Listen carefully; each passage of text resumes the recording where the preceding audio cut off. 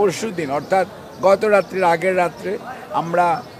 বাংলাদেশের তিনবারের সাবেক প্রধানমন্ত্রী দেশনেত্রী বেগম খালেদা জিয়া ওনাকে রুটিন পরীক্ষার জন্যই আমরা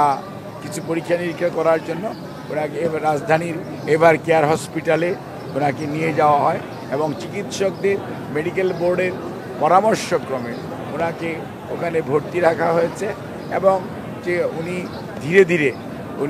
ওনার যে পরীক্ষাগুলো প্রায় শেষ হয়ে আসছে উনি হয়তো দেখা যাবে মেডিকেল বোর্ডের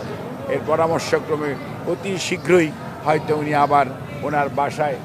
ওনার ছুটি দিবে এবং উনি বাসায় আসতে পারবে এবং এই এখনও যে অবস্থা এখন ওনার অবস্থা সার্বিকভাবে যদি এক কথায় বলি তাহলে ওনার অবস্থা যে অবস্থায় আমরা গিয়েছিলাম তার চেয়ে অনেকটা স্থিতিশীল অবস্থায় আছে।